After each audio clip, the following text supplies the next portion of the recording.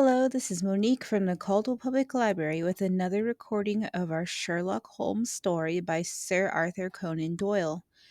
Last week, Sherlock Holmes and Watson were en route to Boscombe Valley to investigate a mysterious murder. Enjoy! The coroner. Did your father make any statement to you before he died? Witness. He mumbled a few words, but I could only catch some allusion to a rat. The coroner. What did you understand by that? Witness. It conveyed no meaning to me. I thought that he was delirious. The coroner. What was the point upon which you and your father had this final quarrel? Witness. I should prefer not to answer. The coroner. I am afraid that I must press it. Witness. It is really impossible for me to tell you. I can assure you that it has nothing to do with the sad tragedy which followed. The coroner. That is for the court to decide. I need not point out to you that your refusal to answer will prejudice your case considerably in any future proceedings which may arise. Witness. I must still refuse. The coroner. I understand that the cry of cooey is a common signal between you and your father. Witness. It was. The coroner. How was it then that he uttered it before he saw you and before he even knew that you had returned from Bristol? Witness, with considerable confusion. I do not know. A juryman. Did you see nothing which aroused your suspicions when you returned on hearing the cry and found your father fatally injured? Witness. Nothing definite. The coroner. What do you mean? Witness. I was so disturbed and excited as I rushed out into the open that I could think of nothing except of my father. Yet I have a vague impression that as I ran forward, something lay upon the ground to the left of me.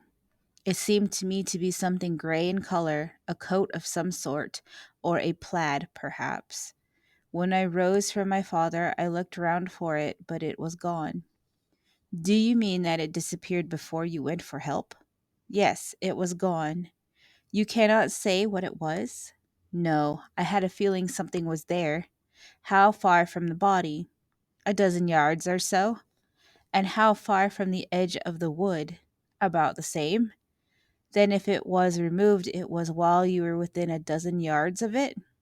Yes, but with my back towards it. This concluded the examination of the witness. I see, said I, as I glanced down the column, that the coroner in his concluding remarks was rather severe upon young McCarthy.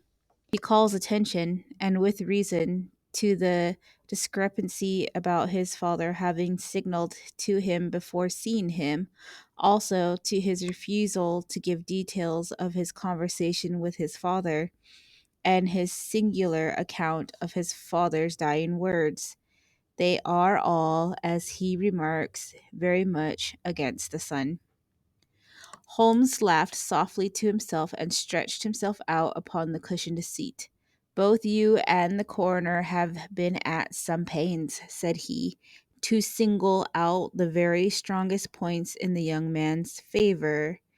Don't you see that you alternately gave him credit for having too much imagination and too little? Too little if he could not invent a cause of quarrel which would give him the sympathy of the jury. Too much if he evolved from his own inner consciousness anything so outre as a dying reference to a rat and the incident of the vanishing cloth. No, sir, I shall approach this case from the point of view that what this young man says is true, and we shall see whither that hypothesis will lead us. And now here is my pocket Petrarch. Not another word shall I say of this case until we are on the scene of action. We lunch at Swindon, and I see that we shall be there in 20 minutes. It was nearly 4 o'clock when we at last, after passing through the beautiful Stroud Valley and over the broad gleaming Severn, found ourselves at the pretty little country town of Ross. A lean, ferret-like man, furtive and sly-looking, was waiting for us upon the platform. In spite of the light brown dust coat and leather leggings which he wore in deference to his rustic surroundings, I had no difficulty in recognizing Lestrade of Scotland Yard. With him we drove to the Hereford Arms, where a room had already been engaged for us. "I have ordered a carriage," said Lestrade as we sat over a cup of tea. "I knew your energetic nature, and that you would not be happy until you had been on the scene of the crime." "It was very nice and complimentary of you," Holmes answered. "It is entirely a question of barometric pressure." Lestrade looked startled. "I do not quite follow," he said. "How is the glass? 29, I see. No wind, and not a cloud in the sky. I have a case full of cigarettes here which needs smoking, and the sofa is very much superior to the usual country hotel abomination. I do not think that it is probable that I shall use the carriage tonight." Lestrade laughed indulgently. "You have, no doubt, already formed your conclusions from the newspapers," he said. "The case is as plain as a pikestaff, and the more one goes into it, the plainer it becomes. Still, of course, one can't refuse a lady, and such a very positive one, too.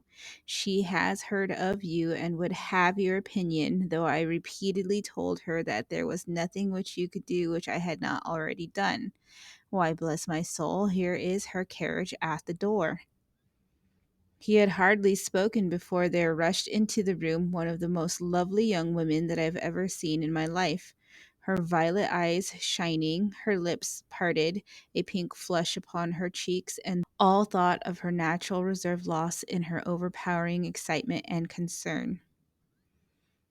"Oh, Mr. Sherlock Holmes," she cried, glancing from one to the other of us, and finally, with a woman's quick intuition, fastening upon my companion.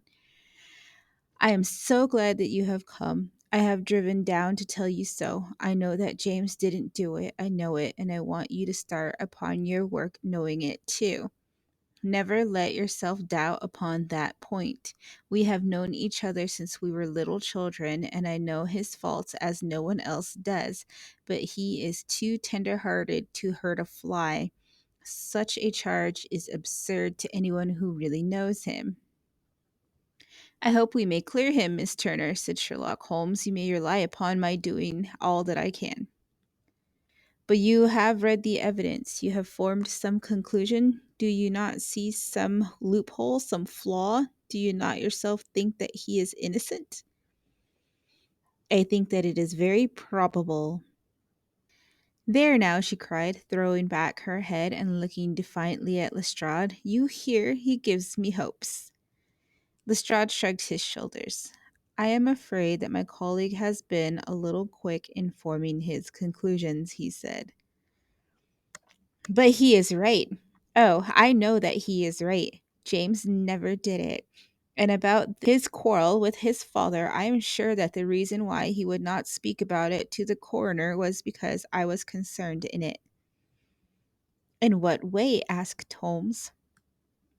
"It is no time for me to hide anything. James and his father had many disagreements about me. Mr. McCarthy was very anxious that there should be a marriage between us. James and I have always loved each other as brother and sister.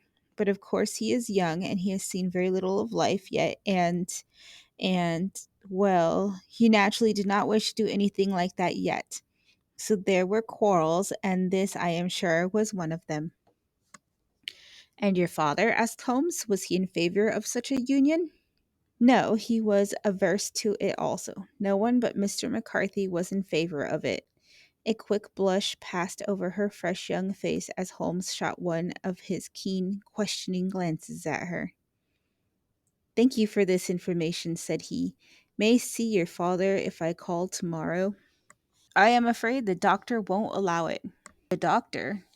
"Yes. Have you not heard? Poor father has never been strong for years back, but this has broken him down completely.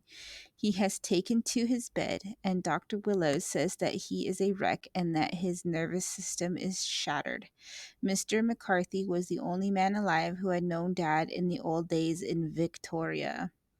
Ha! In Victoria? That is important. Yes, at the mines. Quite so, at the gold mines where, as I understand, Mr. Turner made his money. Yes, certainly. Thank you, Miss Turner. You have been of material assistance to me.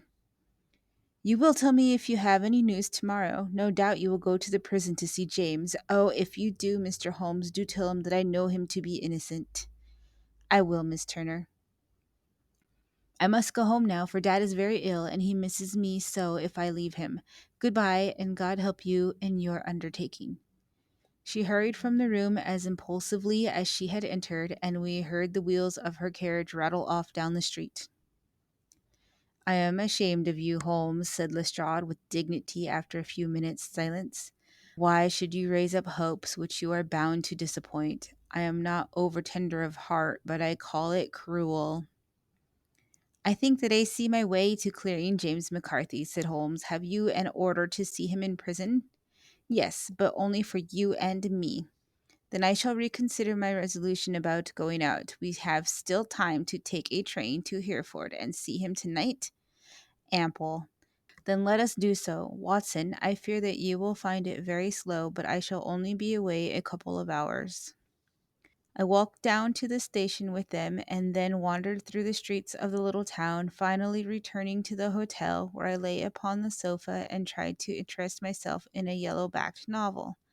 The puny plot of the story was so thin, however, when compared to the deep mystery through which we were groping, and I found my attention wander so continually from the action to the fact, that I at last flung it across the room and gave myself up entirely to a consideration of the events of the day. Supposing that this unhappy young man's story were absolutely true, then what hellish thing, what absolutely unforeseen and extraordinary calamity could have occurred between the time when he parted from his father and the moment when, drawn back by his screams, he rushed into the glade? It was something terrible and deadly. What could it be? Might not the nature of the injuries reveal something to my medical instincts? I rang the bell and called for the weekly county paper, which contained a verbatim account of the inquest. In the surgeon's disposition it was stated that the posterior third of the left parietal bone and the left half of the occipital bone had been shattered by a heavy blow from a blunt weapon. I marked the spot upon my own head. Clearly, such a blow must have been struck from behind. That was to some extent in favor of the accused, as when seen quarreling he was face to face with his father.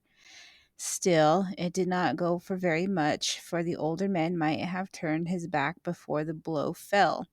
Still, it might be worth while to call Holmes's attention to it. Then there was the peculiar dying reference to a rat. What could that mean? It could not be delirium.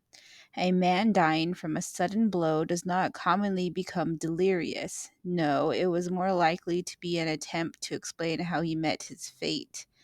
But what could it indicate? I cudgelled my brains to find some possible explanation, and then the incident of the gray cloth seen by young McCarthy. If that were true, the murderer must have dropped some part of his dress, presumably his overcoat, in his flight, and must have had the hardihood to return and to carry it away at the instant when the sun was kneeling with his back turned not a dozen paces off. What a tissue of mysteries and improbabilities the whole thing was! I did not wonder at Lestrade's opinion, and yet I had so much faith in Sherlock Holmes's insight that I could not lose hope as long as every fresh fact seemed to strengthen his conviction of young McCarthy's innocence. That concludes part 2 of this week's virtual reading. Tune in next week to hear more from the Boscombe Valley mystery.